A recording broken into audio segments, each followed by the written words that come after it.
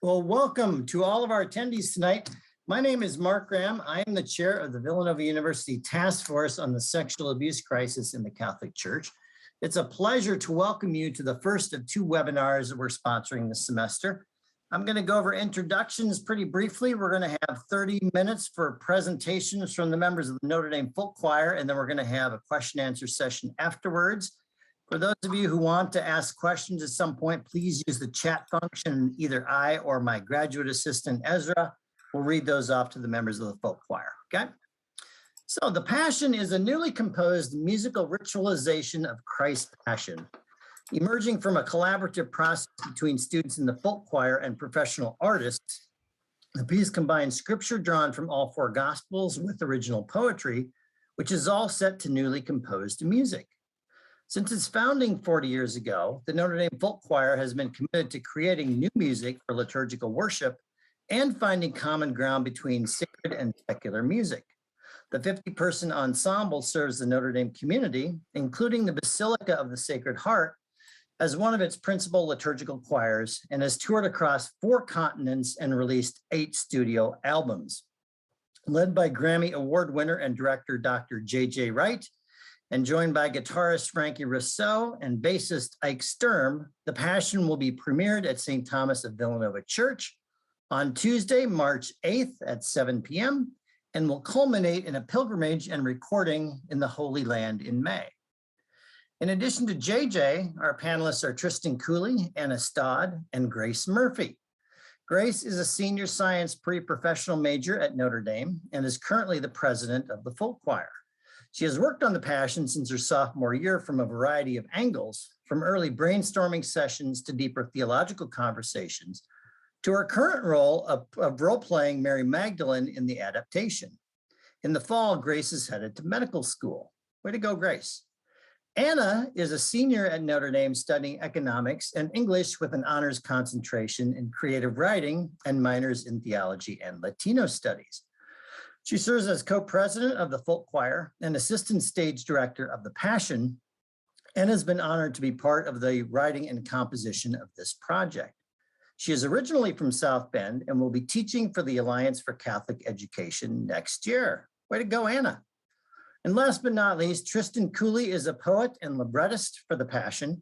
He holds an MA in English from Brooklyn College. He lives in Vermont, and when not writing, he works on a fruit tree farm, which sounds like a heck of a gig there, Tristan. So thanks to all of you for being with here tonight. And what I wanted to get us started, you guys are welcome to present in any way you want, but I think most people in our audience are going to be kind of stunned and maybe not totally in the loop in terms of what the Passion is all about and how it connects to the Villanova University Task Force on the Sexual Abuse Crisis in the Catholic Church. So anyway, please take it away, and thanks for joining us, everyone here tonight.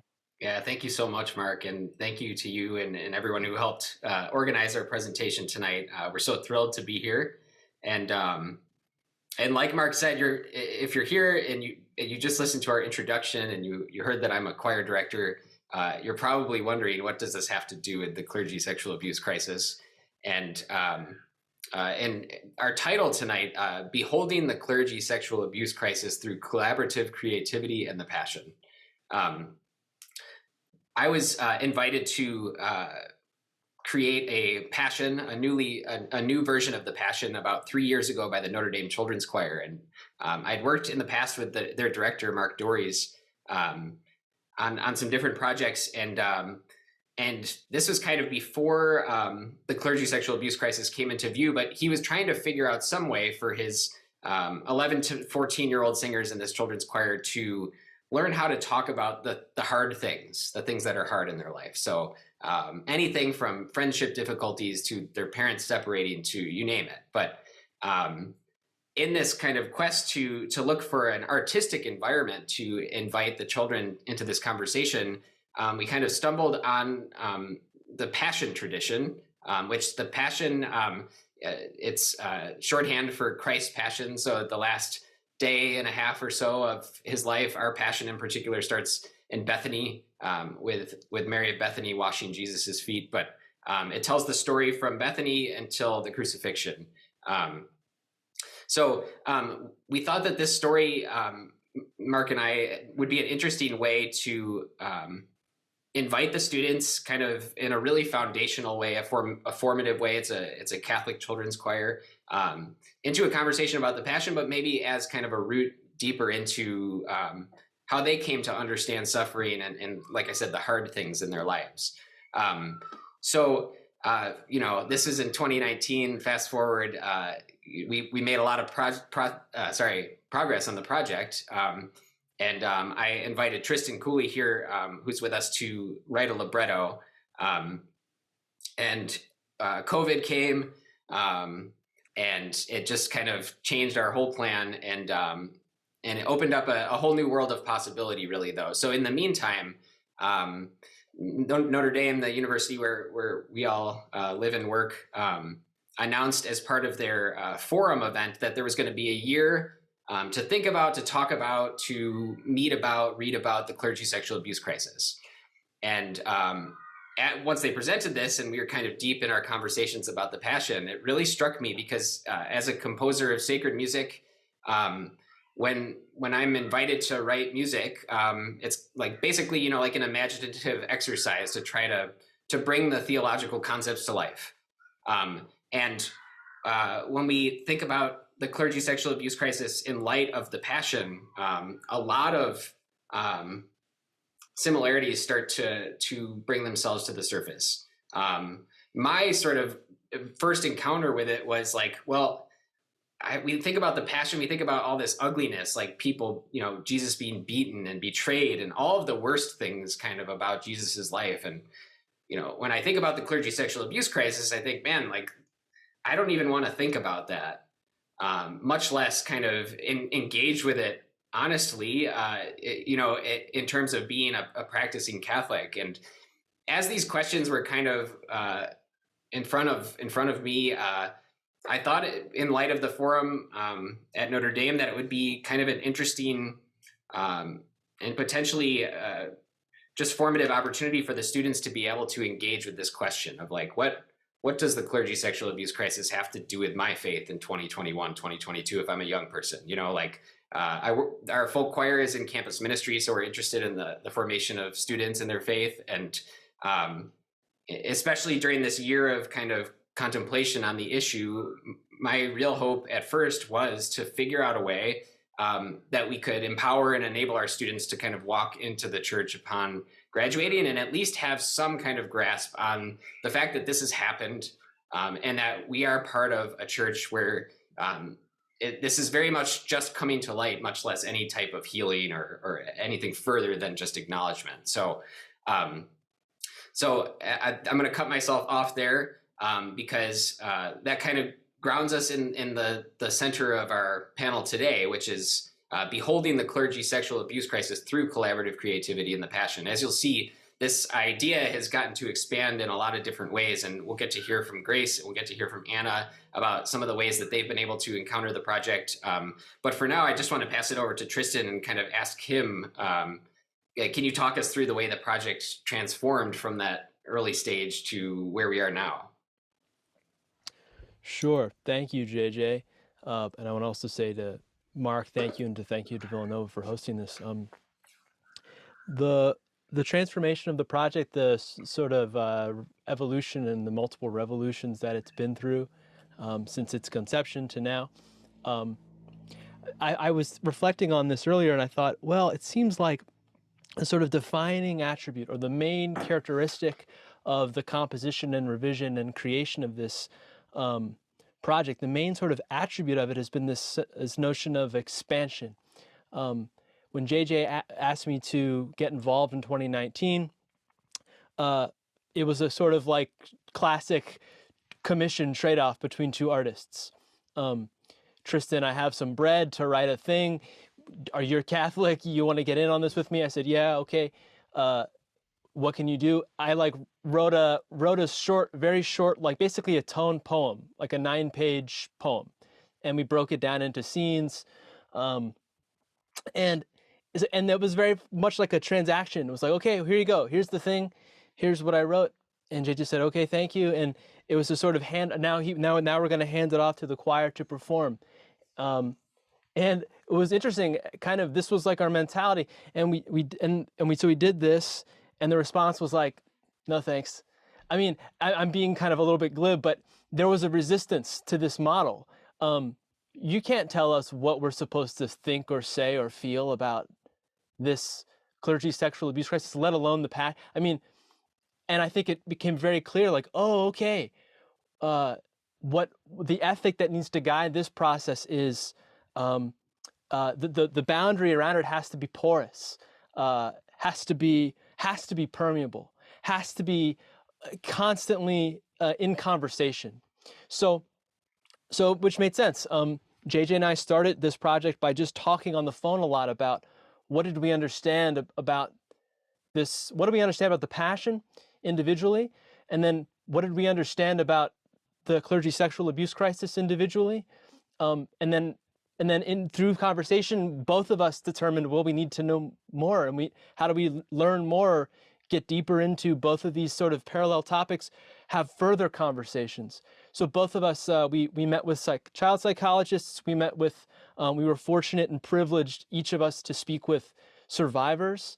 And then the sort of the third form of conversation, which has been the most ongoing, was just with the Gospels. Was like sort of reading them together, talking about them together, sort of going through sort of various formal and informal methods of Lectio Divina. And I came across this, Pope Francis said this amazing thing in one of his encyclicals, and he wrote, whenever we make, quote, whenever we make the effort to return to the source and recover the original freshness of the gospel, new avenues arise, new pathways of creativity open up, and different forms of expression, more eloquent signs and words with new meaning for today's world. Every form of authentic evangelization is always new.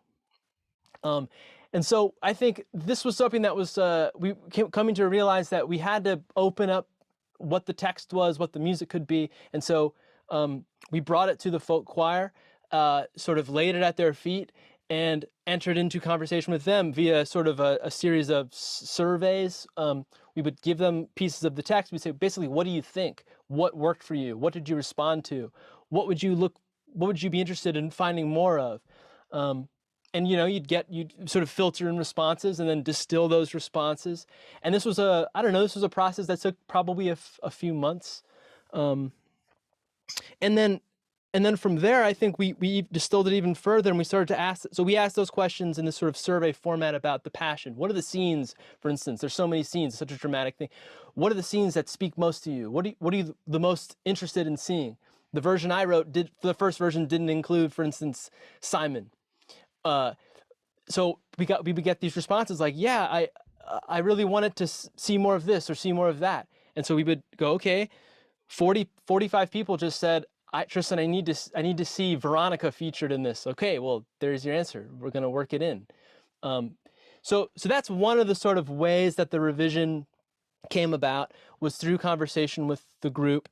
But sort of going a little bit more chronological, we took the text, we determined that for the folk choir to really get involved with it, we needed to sort of imagine the format, not as a dramatic oratorio, but as a sequence of songs, a series of songs. So we thought, okay, we'll write a song for each part of the passion that we're interested in. I have 10 songs maybe that we can do. And so we spent the summer of 2020, where JJ and I invited Anna Stott, who's here, to join us in writing a song about the garden, the agony in the garden. And that process was very fruitful. It yielded a cool text. JJ set it to music. It happened relatively quickly. And then we said, okay, we have a model here. Let's try to recreate this with more students. And then we called up Grace, and we expanded that over that summer into the fall, so that by the fall we had a full committee of students. I think there were 5 students or 6 who, as a group, we would meet and we say, okay, we're going to write a song for the Last Supper. We're going to write one for the Palm Sunday, and we're going to see if we can get one for Peter by the end. So that would be the goal. By the end of the semester, let's have 4 or 5 songs. We met that benchmark. The winter time came into winter of, I guess, 2021. And we were going to we were going to continue this process. So we just had a really intensive period of writing 5 or 6 more songs. All this generative activity, a lot of people work, and so that we invited more students into that part of the process. The pool expanded, and then into the spring of 2021, we realized we had all this material, and we thought, well, it would be a shame to lose the original libretto, the original dramatic spoken and sung text. And so we thought, why don't we put the songs that we wrote, all this new material, and put them somehow in conversation with a dramatic libretto, a narrative story. So it's not just songs, but now songs connected by narrative material. And that opened the project up into its fullest first phase, its first like real version of itself. And then gradually the metaphor of a body came very clearly. We have these songs which are sort of like the vital organs, and then we have this narrative material which is like connective tissue, keeps everything in place, and then we have the Gospels which were like our skeleton. I'm probably skipping a lot of stuff in the history of this. It's been quite a process, but that culminated last May in our first sort of performance of this, which was this hybrid combination of spoken material that the students and I wrote over the course of that semester, plus the song material that we'd already composed in the previous year. We put those things together, and in May we had the sort of first version of a Passion, through the crucifixion, Bethany to crucifixion.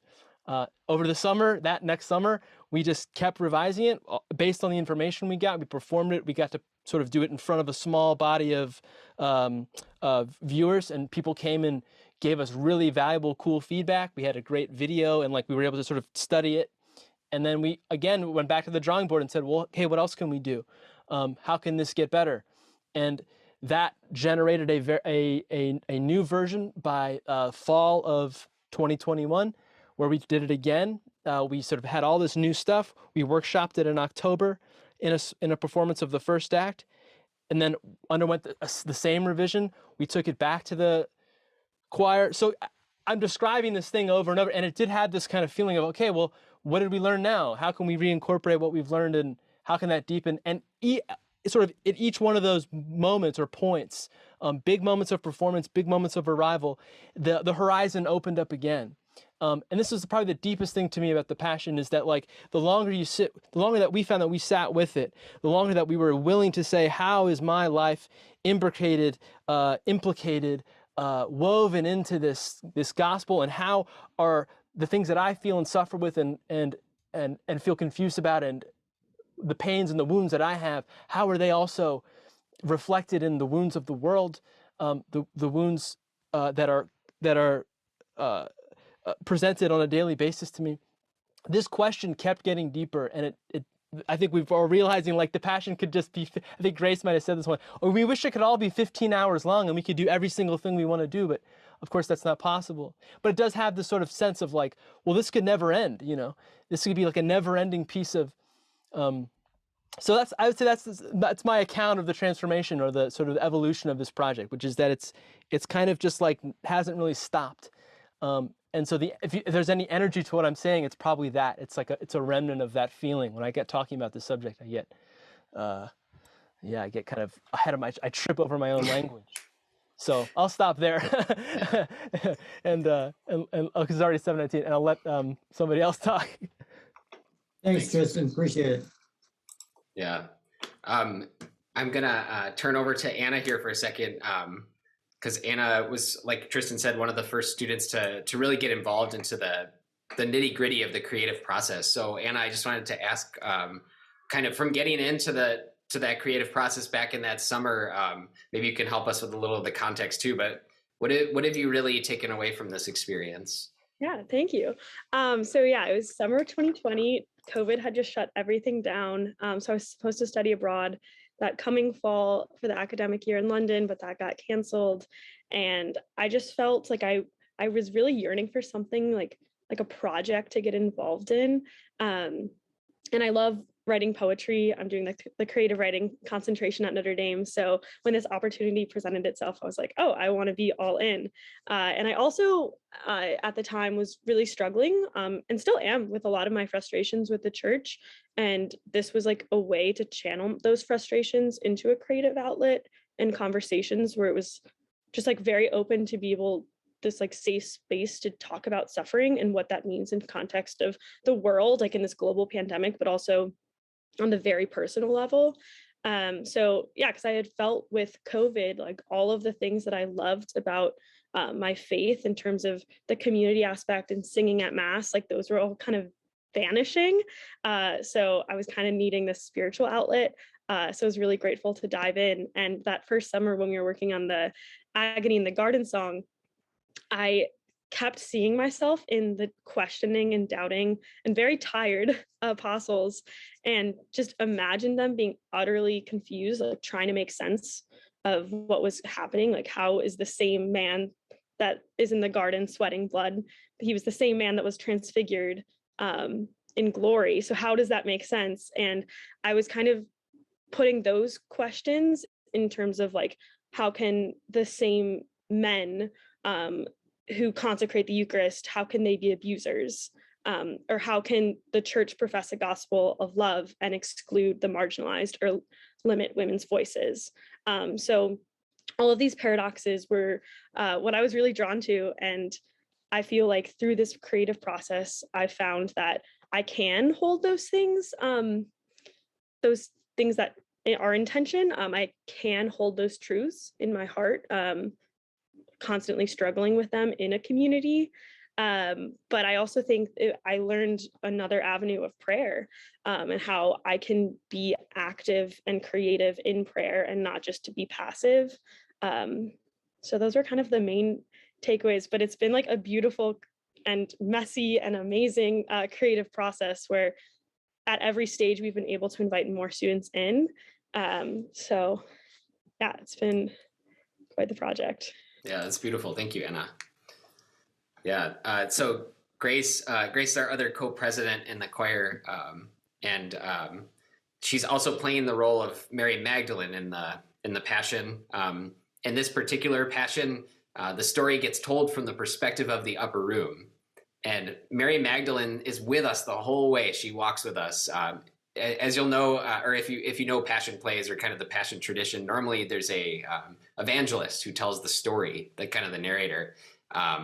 In this case, Grace is really the narrator as Mary Magdalene, and has just embodied this role really beautifully, and had a big influence kind of on the way that character even got that position in the Passion. But this is a huge question, Grace, but kind of what does preparing for the performance and the performance itself and kind of your involvement in those other aspects of the project, what has that been like for you? Yeah, so as JJ said, I get to play Mary Magdalene, which has been such a privilege, and I've learned so much from her, and I've just fallen in love with her and her life and what she does. I have some experience, portraying characters creatively. I was on the speech team for 7 years through middle school and high school, and so I have this background in being able to step into another character's shoes and change that character while also letting that character change me. And I've definitely had that experience with Magdalene. And we don't know too much about Magdalene, about her life. She has some scenes in the Bible, but there are a lot of moments in this Passion where Magdalene is present and Magdalene is commenting on something, or Magdalene's reacting to something, and we don't have scripture text to be like, oh, and Magdalene did this in this particular moment.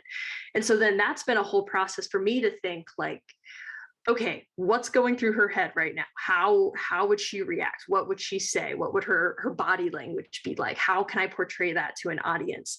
And it's been a cool way for me to like bring my own thoughts and my own creative twist onto this character who we know very limited information about.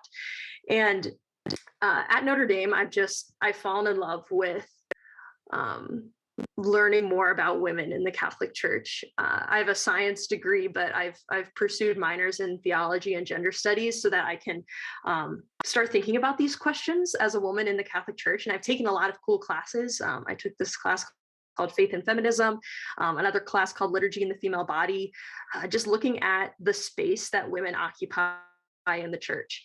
And this passion has made me think about the space that women take up in the passion story as a whole. Like I'm by no means a theological expert, but I would be shocked if there's another gospel story that has a higher concentration of women. You know, you have the weeping women of Jerusalem, you have Veronica, you have Magdalene, you have Mary, the mother of God. There's women everywhere in the passion story. And it's, well, all the male apostles are running away scared, you know, it's so cool to me to see these women staying strong and, you know, being brave and just doing what they can in that moment. And that's been so helpful for me because, you know, as a woman, I do know that the space in the church is limited for me that I can occupy. And no matter how deeply I may feel called to a particular role, there are some roles and positions that I will never be able to hold.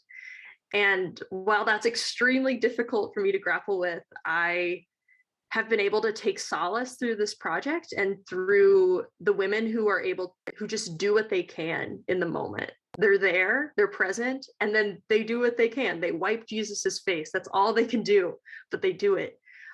They cry as they watch him walk. That's all they can do, but they do it. And, you know, until the space in the church opens up for women, which probably won't happen in my lifetime, you know, I have to keep showing up and I have to keep doing what I can. And to be quite frank, it's the women in the Bible and it's the women in my life and it's the women in the church who keep me showing up each and every Sunday. They're where I find the hope. You know, they're why I keep working to make this church better, to make it more inclusive, to make it more accurate to Jesus's call and mission to love and accept everyone and to allow everyone to embody his message of love and service. And so, yeah, I've loved being Magdalene and understanding and trying to understand what she's going through, and to hope that maybe someone else will be inspired by seeing a woman walking you through this passion. So, yeah. Yeah, that's wonderful. Grace, thank you so much for sharing that. I think that one of the great things about what Grace is saying also is that, and I hope that this is kind of emblematic of what we can see about this panel, is that like the passion really does offer this way in for us to learn how to grapple with what it is that we are struggling with in the context of faith. The passion, like we said, it kind of encounters every evil in the world through this journey. And at least in our conversations among me and Tristan, and of course with the students, like we've gotten to see this play out in a really real way, and in a way that has been inspiring for us to look for the thing that the thing that we might be able to do. I remember when we were first kind of bringing the issue of the clergy sexual abuse crisis into conversations with groups of students, and the response was like, well, it's such a huge issue. What can we even do? How can I even respond? I'm just a college student, or I'm just, I don't even know if I believe this yet. And this is what I'm walking into. And I think one of the beautiful things about the revision process that Tristan referenced is this consistent grappling with the gospel narrative itself allowed us to see in God's economy, what does God show us to do through the passion, right? Like, so that's why we see a character like Simon of Cyrene or Veronica in this passion, because, you know, not everybody could do everything. And in the end of the day, really no one could do anything except Jesus. But along the way, Simon did this one thing. Veronica did this one thing. His mother did this one thing. And that's become really one of the big ethoses of the project is like, I don't know, I can just bring what I have to the table. And we hope that in doing so, it's blessed and can offer some insight into how we can keep making the new. So I wonder though, I know we're getting close here to maybe taking some questions, Mark, but we have a couple more too we could talk through if there's nothing there yet. So, so for the attendees, if you want to ask questions of our panelists tonight, please feel free to type it in the chat section. I have a broad question for you guys and a little bit of a preface to what I'm trying to get at. So I think when I think about the clergy sexual abuse crisis, I go back to the Boston Globe revelations in the 1990s. And there's been a sordid tale of ecclesiastical malfeasance, of priests abusing kids, of nothing short of pedophile exchange programs among bishops and dioceses. It's really a sordid tale that I think most people in the Catholic Church would like to sweep under the rug, right? So in other words, when you think of it, if you want to think about, the Catholic Church as a brand, right? It's not something you want associated with your brand by any stretch of the imagination, right? And what's funny, I'm pretty convinced that we're probably halfway through all the sordid allegations that are eventually going to come out, right? There's still a lot of revelations that we're going to see in the next 2 to 3 decades, okay? So what's interesting is that even though we're 30 years into this process and they're still looking at another 20 to 30 years of revelations, I think, at least in my estimation, very little has been done to understand the antecedent causes of the sexual abuse crisis, to try to figure out how we can all play our parts in the kind of reforms within the church that are necessary to make sure that something similar never, ever happens again, okay? And what's funny is the one strategy that's been tried by the Catholic hierarchy is a robustly legalistic one, whereby the hierarchy is trying to frame and create some new rules so that they can actually restrain the behavior of potentially pedophile priests and to get people on the radar screen sooner, which is all well and good, but it's a very limited way of dealing with the clergy sexual abuse crisis, right? And so when I think of, let's say, a theological examination of the crisis and what needs to happen, of the psychological background of the culture within the Catholic Church and a historical perspective on why this emerged during the time it did, it seems to me that the Catholic Church is just beginning to think in a very sustained and serious way about the sexual abuse crisis and how we're going to prevent it in the future, okay? So here's the thing. I am giddy with excitement that you guys are doing this because you're mustering all these creative talents you have, and at least you're taking a stab at the way in which you can actually participate in the healing process of the Catholic Church. So I applaud you guys. Nice. Thank you for being Catholic and for at least taking a stab at being a part of the solution. So my question is, and I want you to engage in unrepentant wishful thinking. In terms of somebody going and viewing the Passion in person, what would you want somebody to learn or to experience when they go ahead and witness what you're going to be doing in the Passion? I wonder if we all have a similar answer, but I'll go first. I just think a big inspiration at the beginning of the work was to learn how to mourn together, right?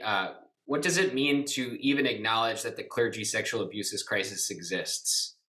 The first thing we feel is disgust, maybe, terror, denial, things that make it harder to look at it, right? So in community, like how do you look at hard things, right? You ask for help.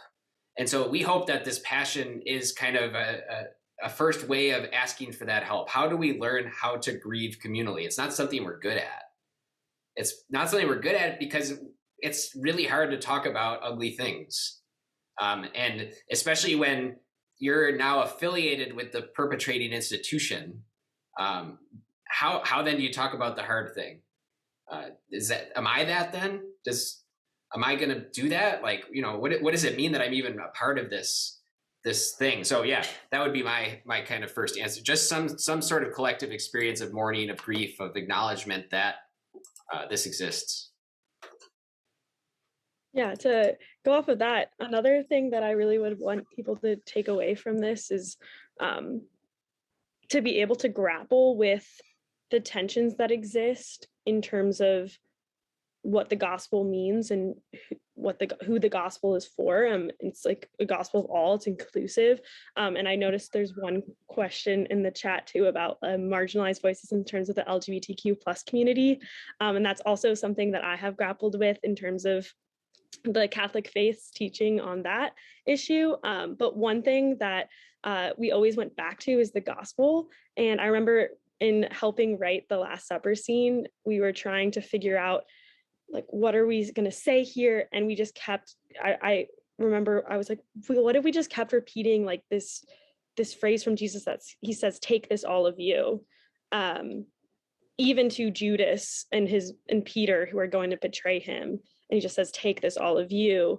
So there's that like beautiful inclusivity, but then also on the flip side, it's a challenging inclusivity, because sometimes I don't like how merciful do you want God to be sometimes is challenging, because I don't know how to look at some of the ugliness in the church and not be just angry.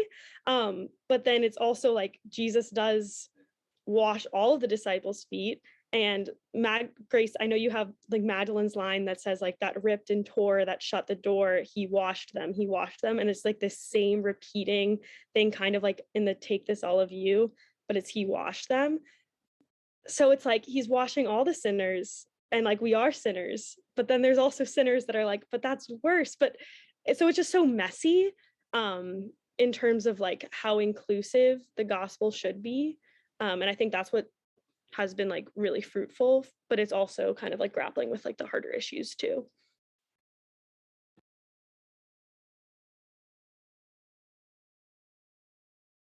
Yeah, I can also add my kind of 2 cents. I definitely agree with what JJ and Anna just talked about.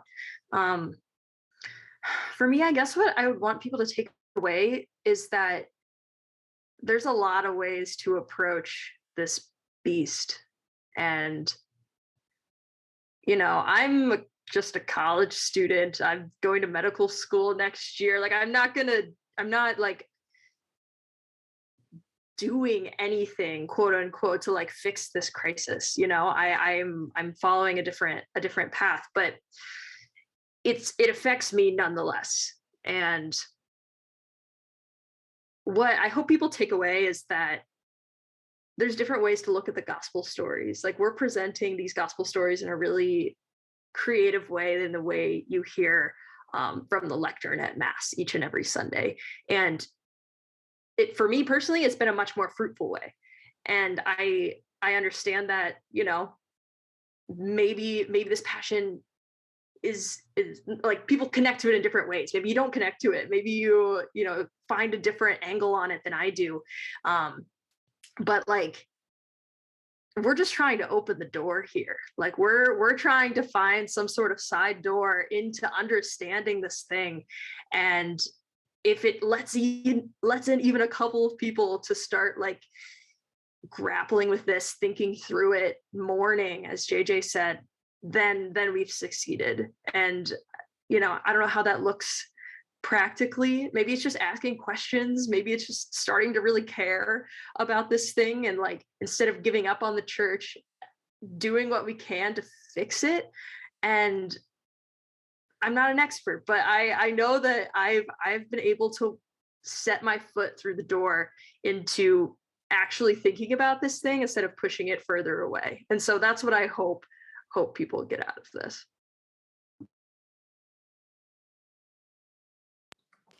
I have nothing to add. That was such a great way to, I think, articulate that to all my co-panelists here. That's really beautiful.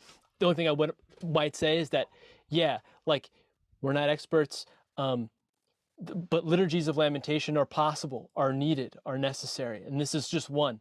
And I would hope that there could be more, you know, and that more people could see themselves, despite what they do or what they don't do, as Henri Nouwen would call the wounded healers, those who are able to articulate, those who are able to feel compassion, and those who are able to contemplate with others and suffer. So I think this sense of like, there's a lot of ways in, like you said, Grace, that the side does such a beautiful like double metaphor. Side door. Christ's side is like looking at Christ's side is God is love, right? That's how we understand that. And the door, of course, is the door of what? Of the eschaton, of Christ's re-entrance and of resurrection, of like the. So, I don't want to go too far here, but yeah, like that there's a lot of generative space that's way open, that the field is very, very, very open, and that if we want it to be, it seems like.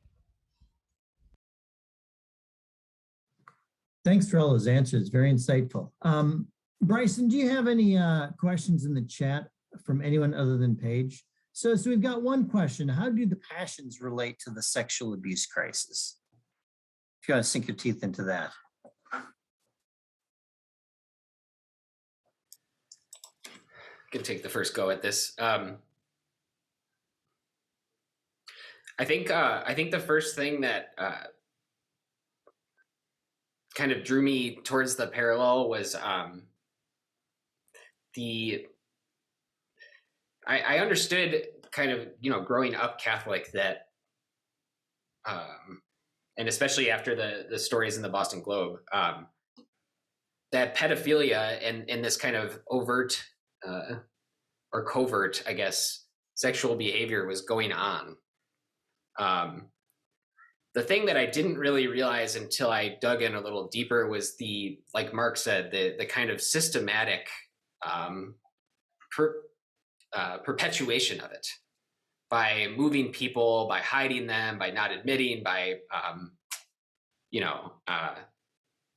so I think the thing that struck me about the Passion, though, is, that we think of the Passion story maybe starting on Palm Sunday, right? Like Jesus's arrival into Jerusalem, right? He comes in on in a giant procession. People are glad because the King has come, right? The promised Savior has come to restore the political order, really everything. And from that giant crowd, as we go through the week, less and less people are walking with him until he arrives at the cross and he's the last one. And I think part of what I'm sorry, I completely lost my train of thought. Oh my goodness. So, but, I remember, I'm so sorry. The betrayal that kind of, it was as part of Jesus arriving there. Every way that a person could leave Jesus kind of happens as we travel with Jesus through that week. His best friend leaves, these people leave.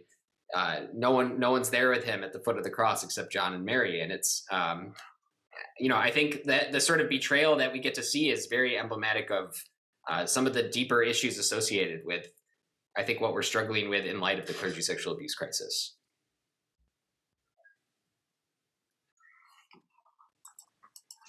Thanks, JJ. Anybody else want to chime in on this particular one? We do have a question from Sandy Hasink.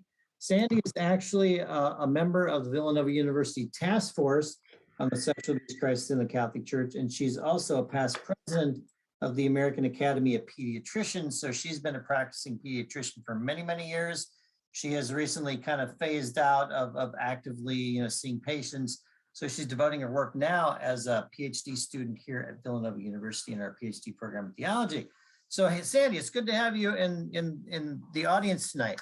So Sandy's question is, have you sung this to any of the victims? And if so, how did they react? And before you answer that, I want to say that JJ was kind enough to send me a clip of the Passion as it was being practiced by the folk choir.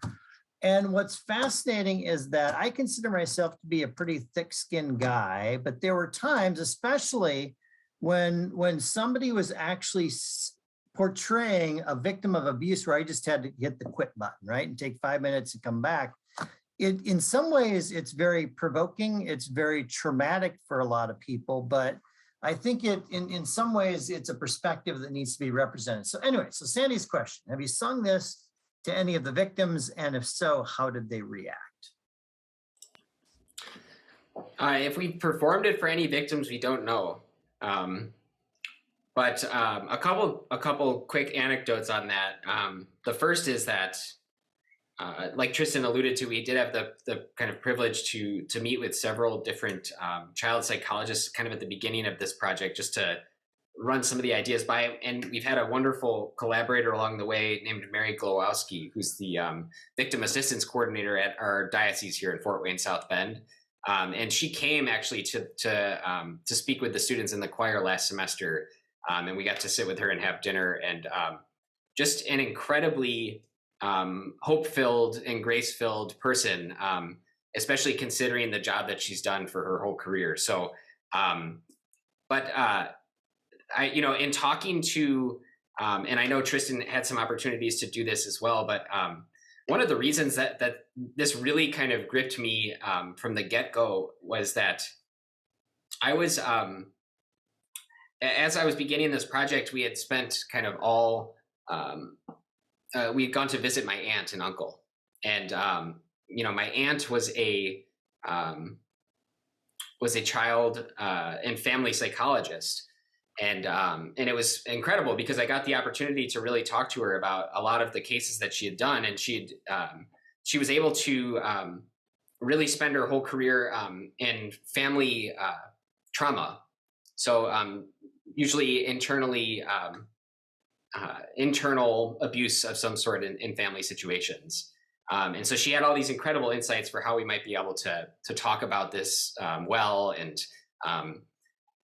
at the end of the conversation, though, she told me, well, I was abused by a nun, and when I was in 4th grade, and I was just like, after this whole day of spending with her, and really our whole life, I had no idea that any of this had happened. But the ways that sort of shaped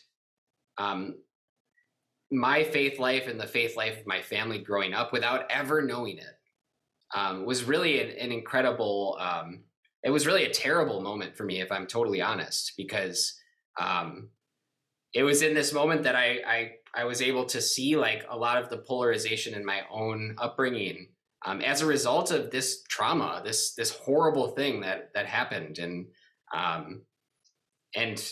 so I don't know what that ends up meaning, but I'm very excited to be able to have the opportunity to get out and share this work with some people here in the next couple weeks.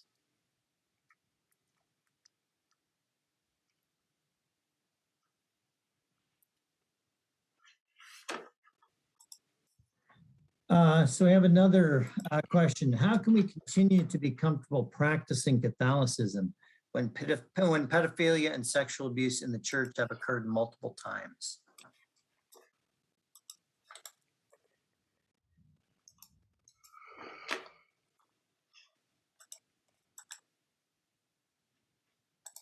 I'll go first here, and then any of you guys can jump in too. But this is the question, I think. And I don't say that in any way to dodge it, but I think Massimo is here, and he's contributed incredibly to this field, of course, as people know. But I think one of the things that that's really important to acknowledge is that the clergy sexual abuse crisis is part and parcel of the clerical culture of the Roman Catholic hierarchy. So you can't separate the clergy sexual abuse crisis from clericalism in a way. Okay, so I think one of the deeper issues when we're talking about clergy sexual abuse, and like you alluded to, Mark, are what are some of these things that are underneath the fact that the culture itself amplified or helped create these situations where pedophilia was chosen. And I think we need to keep asking this question: how can we be comfortable practicing Catholicism when pedophilia and sexual abuse in the church have occurred? I might just alter it slightly by saying, how can we continue to practice when this stuff has occurred and we still can't talk about it? To me, that's the harder part, because we have the opportunity to heal to have some semblance of justice that can exist if we can acknowledge the fact that injustice has been done. But if we don't get that opportunity, at best we're in denial, I think. And so I don't know how to answer the question except to say our response, I hope, is that we have to have hope in the gospel. There is good news, right? There's this news that Jesus came and that he died and that he was resurrected, offers promise to us. And that doesn't necessarily mean that we'll be able to understand or even see the fruit of that. But I do think in the telling of the gospel around the Passion, and hopefully we'll be able to tell it around the resurrection too, there's some insights for how we can be comfortable to continue practicing our faith.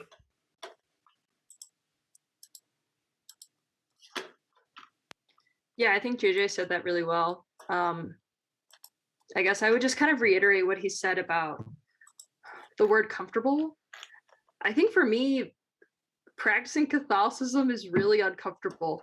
There's a lot of things that make me really uncomfortable, including this church sexual abuse crisis, including the way the church treats members of the LGBTQ plus community, as referenced in the one question, and the way the church treats women, and it's and many other things. I think I'm uncomfortable a lot of the time being Catholic, and it's a question I ask myself, especially as being in college. It's a time when I have to make a lot of big decisions about how my life wants to go, and I realize that I have the power to leave the church if I chose to. I think for the first time in my life, I see that fork in the road, and I know that I could go one way or the other. And I'm not sure which way is the right way, but I do think JJ's right that it's really built into this story of Christ that there is resurrection after death, that there is light even when the darkness is so overwhelming. And yeah, I guess that's all I really have to say on that, is just being Catholic's really uncomfortable, and I don't know how to reconcile that at times. Thanks, Grace.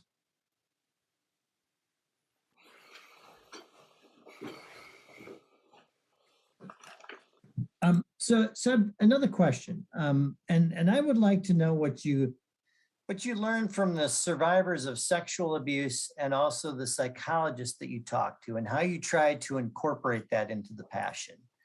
Because I think one of the things that I recognize you're trying to do is you're not only trying to reach out to average Catholics, but I think you're trying to reach out to survivors of sexual abuse and give them some kind of hope in terms of what lies in the horizon. So what'd you learn from the survivors and psychologists? I think the first, we've gotten to say this several times, but that, no one wants to talk about this. So if you've been abused, it's not something that you ever would want people to know about yourself. It's not something you even want to know about yourself. I think that there's a lot there that just makes it a difficult issue to talk about, because from that perspective, who am I, or who are any of us really to say that now this is when we're going to talk about this thing? I think that's one of the hardest things about moving forward with the clergy sexual abuse crisis, is who can be the people to insist that we talk about this? I don't know who those people are. It's a really hard question. But I do think that, I think I talked to 5 or 6 different people, and all but one of them was still practicing Catholic. And their impression of the church was surprisingly full of hope. I'm generalizing here because I'm synthesizing different conversations, but I was struck just by the gratitude that was expressed about even considering doing a project on it. What else? Yeah, I mean, I know Tristan, you had the opportunity to talk to a couple people too. I did, and I guess I mean the it was more that just the fact of getting to have the conversation and be in the room, and having the conversation and encountering a survivor, just being with them. There was a palpable sense that like I can't write any. There's no words that I can write here. There's no expression of poetry that I could ever capture what this person has been through or feel, and so I can't attempt. That's not like. But there was a sense of like, oh, what I learned and how to honor perhaps the survivor's voice as best I could was to bring this.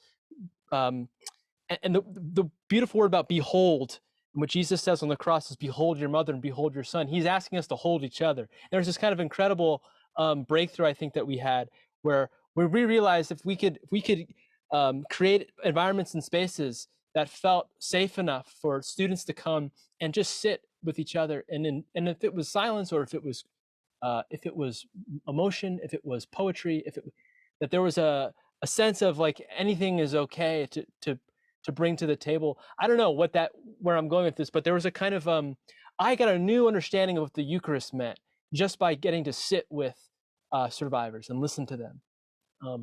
And I think that's what I tried to just bring that understanding or something to that sort of sacramental understanding, very of the body, embodied understanding to every interaction and to every writing session and to every, ideally every corner of the composition. Thank you, Tristan. Grace, Nana, anything to add? I guess the only thing I'd add is like, I feel like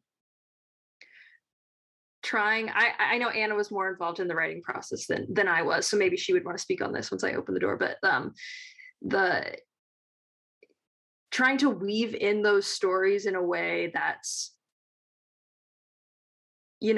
respecting them the best way we can. It's not like, oh, we're writing songs about the sexual abuse crisis. Like when you hear that, it sounds very like, whoa, like why would you ever think that's a good idea? And so trying to think through like, all right, what are like the broader themes going on here? Like how can people relate to this if it's not something you've explicitly experienced?